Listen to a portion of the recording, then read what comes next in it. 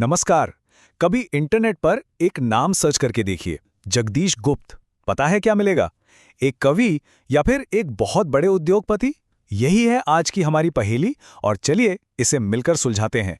तो सवाल ये है कि आखिर कौन है जगदीश गुप्त?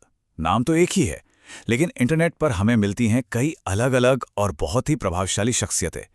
तो चलिए एक-एक करके इन पहचानों की परतों को खोलते हैं। देखिए, पहली पहचान हमें ले जाती है सीधे साहित्य की दुनिया में। ये हैं डॉक्टर जगदीश गुप्त, एक जाने-माने कवि, एक चित्रकार और जो नई कविता आंदोलन था उसके एक प्रमुख स्तंभ।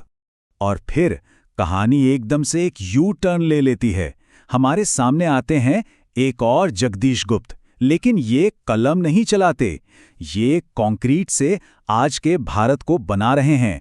एक ऐसे उद्योगपति जिनकी कंपनी हजारों करोड़ों के प्रोजेक्ट्स पर काम कर रही है। और बात यहीं खत्म नहीं होती जी।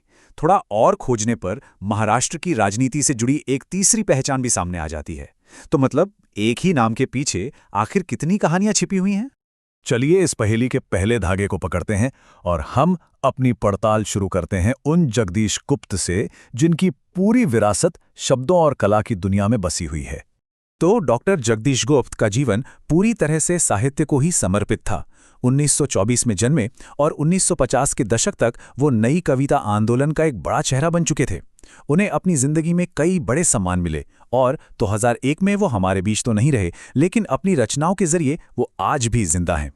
डॉक्टर गुप्त सिर्फ एक कवि ही नहीं थे और यही बात उन्हें बहुत खास बनाती है।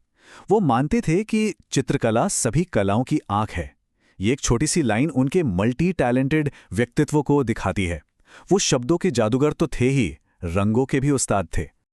अच्छा, तो ये नई कविता आंदोलन था क्या?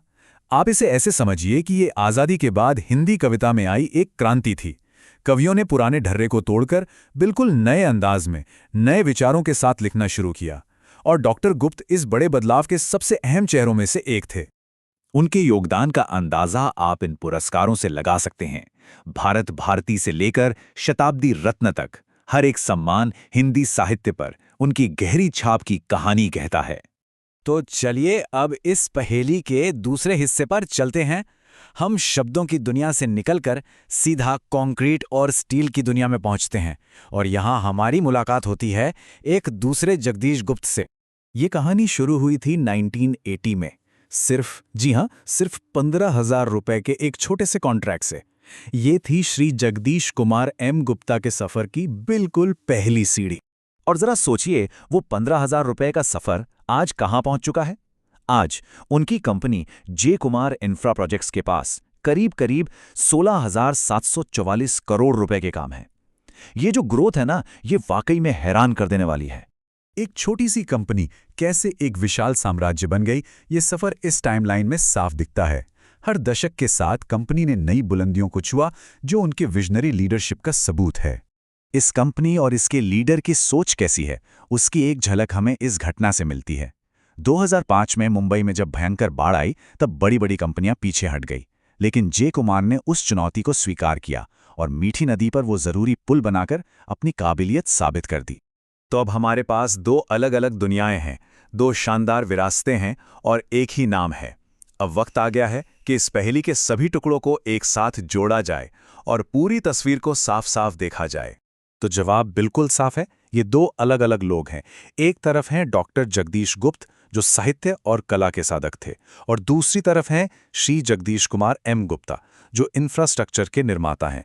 नाम एक, लेकिन विरासतें दो, और दोनों ही अपने अपने क्षेत्र में असाधारण। लेकिन ये कहानी सिर्फ इन दो जगदीश गुप्त के बारे में नहीं है। याद है वो तीसरी राजनीतिक हस्ती? ये पूरा किस्सा हमें एक बहुत बड़े और जरूरी सवाल पर सोचने के लिए मजबूर करता है, और वो सवाल जुड़ा है हमारी इस डिजिटल दुनिया में पहचान की पहेली से। तो हमारी इस डिजिटल दुनिया में जहां एक सर्च ही सच मान लिया जाता है, हम ये कैसे पक्का करें कि सही विरासत सही नाम के साथ जुड़ी रहे? ये सवाल सिर्फ जगदीश गुप्त का नहीं, बल्कि हम सबका है और सोचने पर मजबूर करता है। अगर आपको हमारी ये पड़ताल पसंद आई तो इसे लाइक और शेयर जरूर करें और हमारे साथ जुड़े रहने के लिए सब्सक्राइब करना ना भूलें।